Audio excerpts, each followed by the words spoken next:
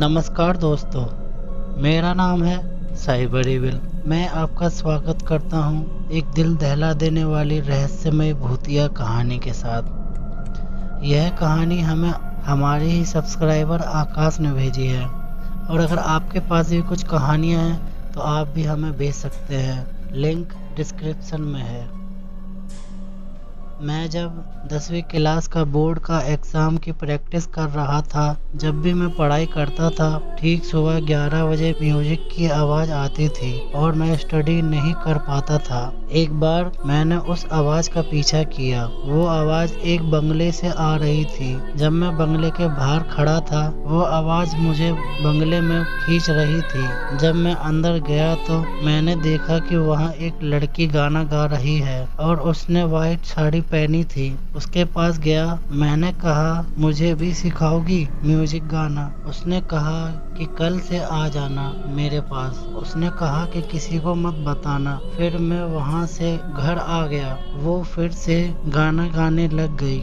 मैं घर पर आया तो पापा ने कहा कि कहाँ गए थे? मैंने कहा कि ऐसे ही वॉक करने गया था। फिर मैंने रात को खाना खाया और पढ़ाई की। मुझे बहुत नींद आ रही थी तो मैं सो गया। सुबह फिर से गाने की आवाज़ आने लगी। मैंने पापा से पूछा, ये गाना कहाँ बज रहा है? पापा ने कहा कि तू नींद में है क्या? कोई गाना वाना नहीं बज रहा है। फिर मुझे याद आई कि मुझे तो वो लड़की ने बुलाया था। मैं जब वहाँ गया तो वहाँ पर वो लड़की गाना गा रही थी। उसने मुझे कहा कि आ गए, बैठो।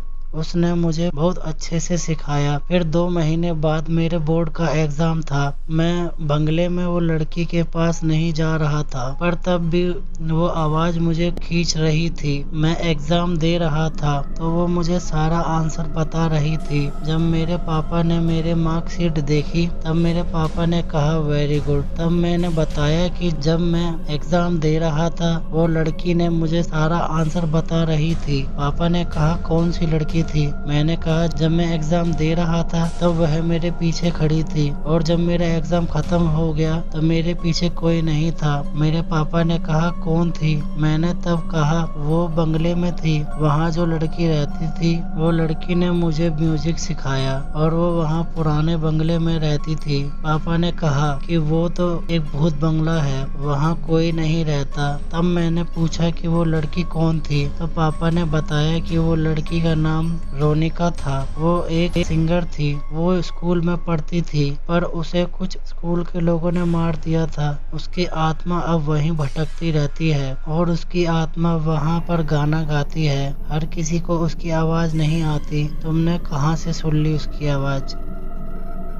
तो दोस्तों, आपको ये कहानी कैसी लगी? अगर आपको ये कहानी अच्छी लगी हो तो इस कहानी को लाइक करें, कमेंट करें और अपने दोस्तों के साथ फेसबुक और व्हाट्सएप पे शेयर करें। हमारे इंस्टाग्राम पेज और फेसबुक पेज को फॉलो करना ना भूलें, लिंक डिस्क्रिप्शन में है। और अगर आप ऐसी वीडियो और देखना चाहते हैं तो हमारे साइबर एविल यूट्यूब चैनल को सब्सक्राइब ज़रूर करें। और वीडियो देखने के लिए धन्यवाद।